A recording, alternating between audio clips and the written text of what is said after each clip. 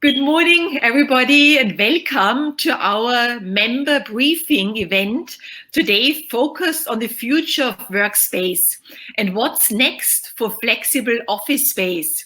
My name is Suzanne Chisti. I'm the CEO and founder of FINTECH Circle, and I'm very much looking forward to meeting and talking to all of you today, and also introduce my special guest, Jack Williamson. And Jack is the head of Workspace in the UK, Workthere in the UK. And so he's the expert in this field. And I know that many of our FinTech Circle members are thinking about what to do now. You know, coronavirus is still with us, but the pandemic is hopefully coming to an end. The lockdown is being lifted and people can go back to flexible workspace environments, and many startups have given up the workspace, you know, before the lockdown or during the lockdown, and now looking for new options. That's why we thought it's a good time now to invite Jack to join us to share with all of you what the options are and how you can start and search in a strategic way, in a smart way for the best space, which really helps your fintech startup to grow, and what the options are. So I welcome Jack, and I would like first of all to hand over Jack to you for a quick introduction. Thanks very much, Suzanne. Yeah, so as Suzanne says, my name's Jack Williamson. I am head of Workthere for UK. Workthere is a part of Savills, which obviously is a global brand. And as Workthere internally, we have a global reach across many countries and can help and do help many different companies across the world. My previous background, I'm a chartered surveyor. I've worked in the industry for 8 years now. And previously I was a partner at a firm that dealt with landlord leasing as well as running their flexible side of things. So I have a full picture of both sides of the coin, as it were, both the landlord and the tenant side, and now very much run the UK team to represent tenants of all kinds and advise them on their flexible office needs and strategies. It's great, Jack. No, thank you very much for joining us today. And for all our members online, we want to make it very interactive. So please feel free to pose your questions. You know, you can ask Jack anything you want to know about property here in the UK. You can do that via the Q&A functions on the right side of your screen. You can type in your questions and we will come to them during our conversation afterwards. So don't feel shy. Anything you like to know, Jack is your man. So maybe, Jack, if I can start with the first question I've got for you, and which I would like to know more about how Workthere helps clients through this process of finding flexible space, and how does it work exactly? Yeah, so Workthere as a platform, we have a website platform, and we have well, as many as possible, and try and fulfill all of the flexible office availabilities and house them on our website, whether it be a certain postcode within an area, whether it be a city, or whether it be a country. We host all of those available options. And as Workthere, myself and my team of brokers, we'll integrate ourselves within your company, essentially, to become your in-house real estate expert and fully understand and discuss your needs, whether it be you're growing rapidly or you need specific data and communication systems, where you might all have Bloomberg terminals and the IT things. So we basically understand fully exactly what you need as a company, what you can afford, and then we will go out to market on your behalf, and we will search the market to fulfill that criteria, uncover things that may be off market, things that are available, and provide you with a list of options before obviously touring, negotiating on your behalf. And we do everything on your behalf, basically, so take the stress out of it and you get the full picture of the market. And I guess the best thing about it is that it's a free service. We don't take any fees from the tenants we work for and represent. We get paid by the operators. So it's very much your in-house real estate expert to advise you and guide you in that sort of flexible market, which may be from taking a one-person desk up to 2,000 desks. So it really is a broad spectrum. That's great, Jack. And that leads to the next question I had for you. You know, who in the fintech sector uses flexible workspace most? Do you mostly see the fintech startups using desk space, like you just said, or is it more the scale-ups using, you know, hundreds of desks, or is it the large financial companies who just want to be maybe placed in a co-working environment? I mean, how do you see the demand? It's a really good question, and actually, the answer is very simple: is anyone. And the clients that we work with and have worked with, both on a fintech side and a generic startup side, or even, you know, a corporate side, we deal with a one-man band, one-woman band that maybe wants to go into a co-working space 1 day a week, or we can deal with someone that is, you know, that's why flexible space is great for someone that is at that point of looking for funding and growing from, it might be 2 people, 2 founders, to 10 people, to 30 people, to 100 people. And there's different ways of looking at it. And there's co-working, which you may sort of not have your own set desk every day, and you may work at a hot desk. You may have your own office space. You may have your own office floor. And we genuinely do work with anyone from a day one startup through to huge corporates that we've all heard of. You know, we're working with a very exciting fintech company at the minute, and they've just gone through their first round of crowdfunding. So they've been working from home during the pandemic. There's 2 of the founders currently, and they're looking at now expanding. Now they've had their crowdfunding to 12 people, but they don't want to commit to too long, because their projections and what they're hoping to hit, they're hoping going to be 50 people in the next 6 to 12 months, and they may be in different geographical locations. So we can work with you as, you know, a company to look at having people in different locations or different buildings. And it really is a broad question, Suzanne, with a very simple answer: is anyone can use flexible space, and we do help all sorts of tenants. Excellent. And how has the pandemic impacted the market? I mean, I went to your website just before we spoke, and I saw that now there are 1,000 available space in London alone. So it's a great choice. I guess, is it a very good time for startups now to look again, because rents have come down and fees have come down, you know, from office providers, or is it the same as before? I mean, how do you see the pandemic and the impact on the sector? I mean, property itself has, you know, these up and down cycles, but COVID has hit every walk of property. And with the nature of flexible property, a lot of tenants that were in flexible space just dropped their contracts last year, didn't renew them. They didn't need office space. Everyone was working from home. And, you know, we felt that inquiries dropped, obviously availability across the market increased. You know, there was a lot more choice. And we're now in this period where people are starting to look at coming back to the office. We have had a manic Q1, and we're having a very, very busy Q2 already. Just for a bit of context, in March alone, our website had globally 35,000 sessions or hits on it. In the UK, we had 5,500, which, you know, that is a huge uptick, you know, 200-300% on the year previously. And that's, you know, a little bit of pre-COVID for the Q1 and March, but then going forwards, we've never had as many direct inquiries. People are certainly looking for flexible space. You're absolutely right. There are still some deals to be had. London is probably one of the most mature flexible office markets in the world. So there are many, many different providers.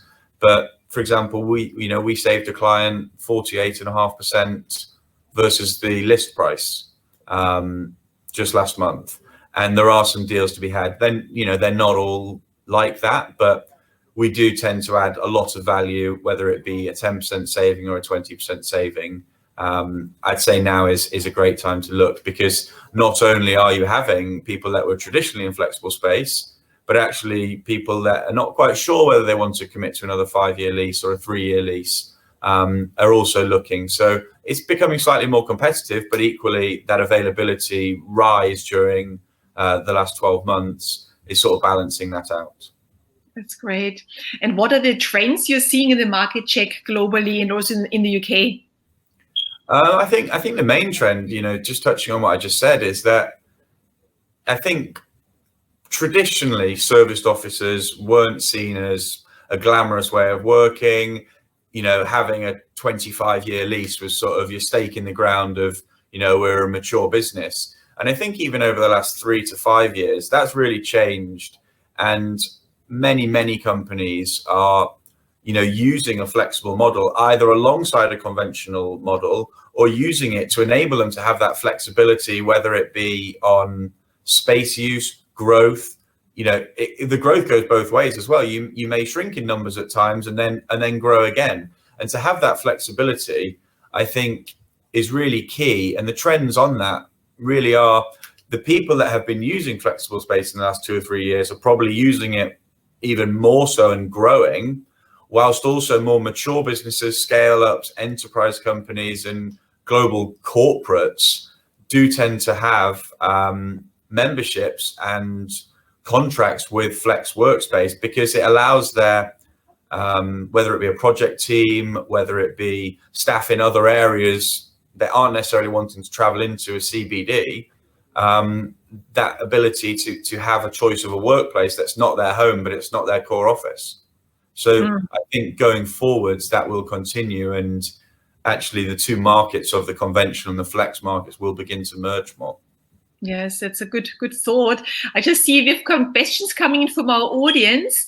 So thank you to Ed Buterse for asking already the first two questions.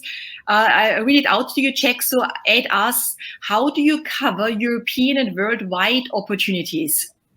Sorry, could you say that again? Yes. How do you cover European and worldwide opportunities or searches, property searches? Yeah, so as I mentioned at the start, we have a global platform. So I'm the head of the UK. We have a great head of Europe, Ed. We have a head of Asia, Chris, and we have Dom in the US. So we work very collaboratively. We have weekly calls with each other. We have monthly and weekly or bi-weekly team meetings as the wider teams, not just the UK team or not just the European team. And actually, I think because we're a small or a smaller entity within the global branch of Savills, we actually get on really well as a team, which is key, because it means when we have clients that are looking at various marketplaces, that communication and language flow is fantastic. And I'm working on a number of things with the European team at the minute, and equally the US team bringing new companies over to London, and it works so smoothly. As a client, you probably may not even realize, other than the fact you're talking to someone potentially in a different language, you probably wouldn't realize that the level of communication internally, because it is so joined up. Wonderful. That's what clients want. Another question from our audience. Do you have an enterprise approach? Yes, we do. We work, as I say, we work with all sizes of tenants, and a lot of the enterprise clients, it gets to that stage where they're not quite sure they want to be in co-working or service space anymore. They may want to commit to something slightly longer. They may want 2 years, 3 years. And we work with a number of providers, and actually internally we're able to run a search and run a managed solution for a tenant if that was required. So we tend to work with, I guess for my day-to-day, I tend to deal with more of the enterprise clients and the larger sort of requirements. So yeah, and that might be from branding their own space to securing a longer term, or having a bit more of their own community breakout area that's not shared. So yeah, we deal with a lot of enterprise clients. And as I say, with London being quite a mature market, there are options from literally hot desking through to enterprise, through to scale up, through to an entire building that may never have been on the market as a flex space, but can be run on behalf of a client for that basis. Wonderful. I've got another question for you. What does the future hold for flexible offices? I think the future is very bright. I think the future is, I think the future of real estate is flexibility. And that's both from a landlord and a tenant point of view. I think the days of 25-year leases inside the Landlord and Tenant Act they're not over, and they definitely suit a number of tenants still. But I do think that whatever the nature of a business, as I said earlier, it might be swing space, it might be project space, or it might just be the need for flexibility, and maybe having multiple locations. So I think the diversity within the flex market and the divergence of the conventional and the flex markets coming together is only a positive for the flex marketplace. And I really don't see there not being a more common and mainstream approach and thought process towards the requirement for flex, whether it be in your tenant portfolio or whether it be your only option. That's a great, Jack. So again, for our audience, if you've got questions for Jack, please feel free to type it in the Q&A box on the right side. Jack, another question which we got is, what should be your top criteria when you search for a flexible office space? Should it be close to the tube, to maybe transportation facilities, or is it more important to be close to your clients? Or is it better, what do people normally ask for? What are the most important things you have to tick on the box, to make it their top choice? Yeah, that's a good question. And to be honest, that's why we integrate ourselves so well within our client's business, to really understand their drivers, because a lot of the time that could be very different. Just taking London as an example, London is very well connected transport wise, but there are micro locations that aren't as well located. So it really is a case by case basis of understanding the business needs, how they work, whether they are a client facing business, whether they need to go and visit clients, whether they have staff coming from all over or just one location, whether they have staff with pets, mainly dogs rather than any other animals, or maybe they really need some outdoor space, or they really need an amenity that they can host auditorium presentations. So it really is unique to every different occupier and tenant. And that's why we need to get so close, and we do get so close to our clients, is to really understand their functional needs as a business. Obviously, location is a main driver to a lot of decisions in property, hence the term location, location, location.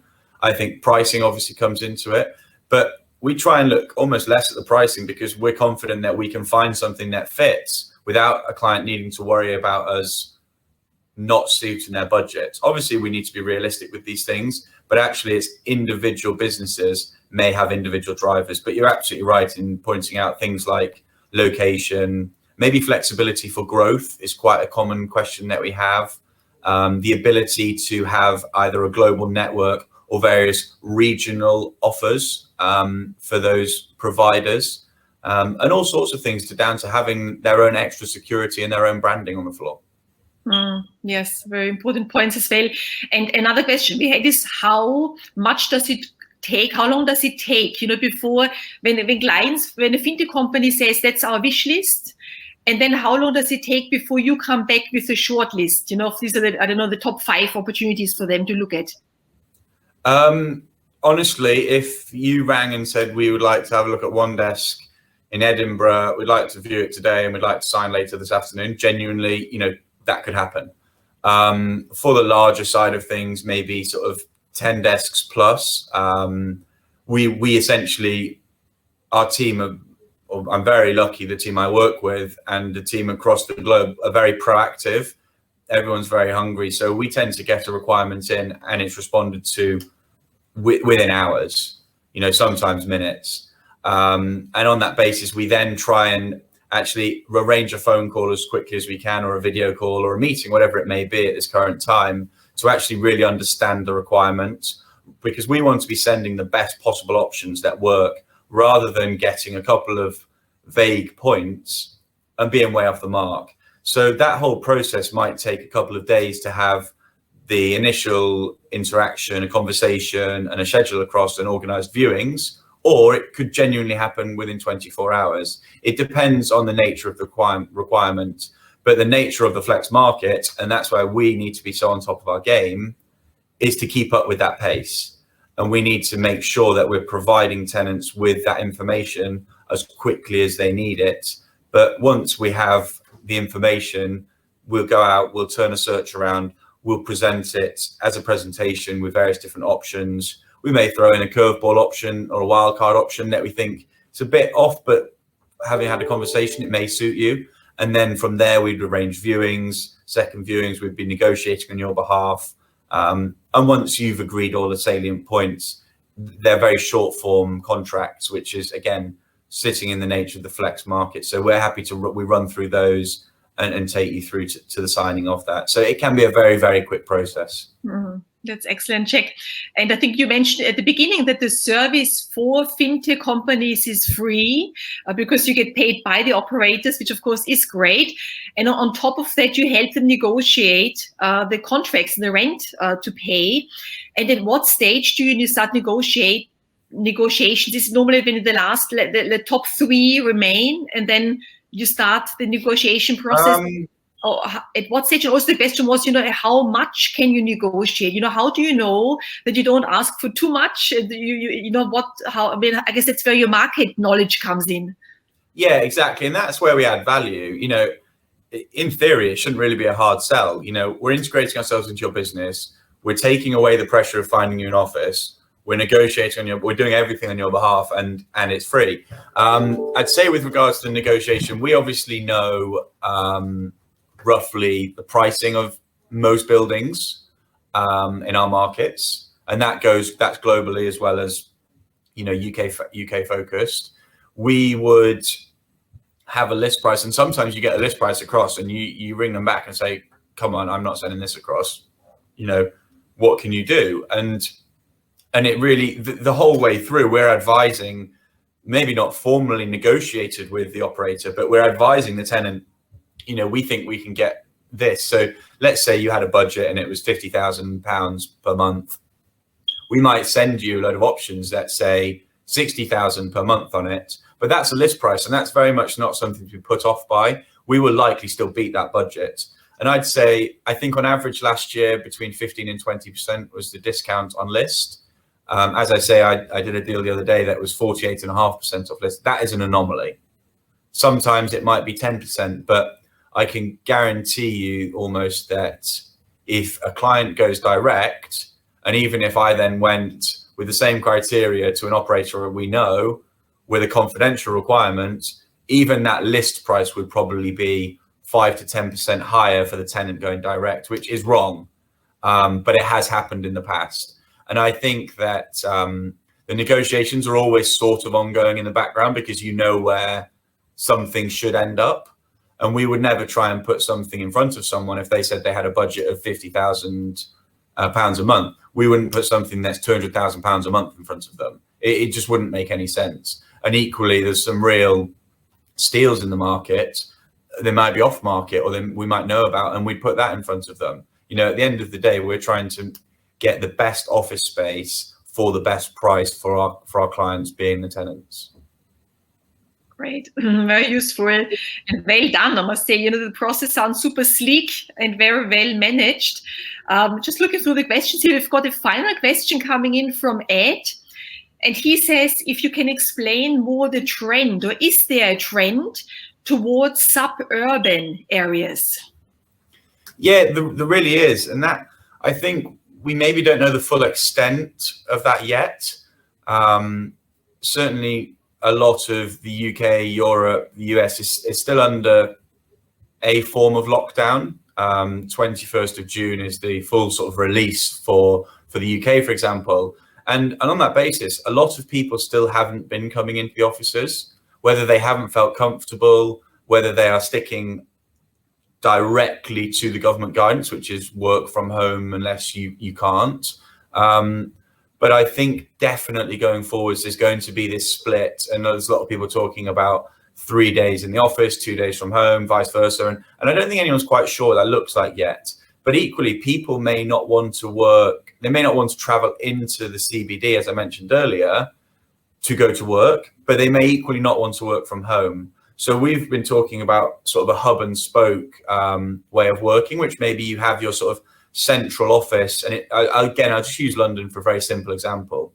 You may have your central office in the centre of London, and then you may have passes or a membership at various other regional offerings. And that might be with the same provider as your central hub, that people can go and work in their local flexible office space, or it might be by way of using passes. So we work with a number of different companies that essentially, like a gym class pass, you buy credits and you can use that as any gym pass. You can do that with flexible office space. So Suzanne, you might live next to a WeWork, I might live next to an office group, and Ed might live next to a Regis, but we all work for the same company. And we have our company in the middle of town. It might be a Mindspace, for example, but we all live near different ones and we don't want to come into town every day. So we may use that membership way of working. And all, again, that's part of us understanding the requirement. And there's very much going to be, in my opinion, a trend of having that hub and spokes for people to work more locally if they do feel more comfortable doing that, or they just don't want to commute, but they don't want to work from home. Perfect. Makes so much sense, I think, in our world today, to have this spoke system, this like a suburban enriched in the city, in the headquarter there. So it makes perfect sense. And I think this was fantastic, Jack.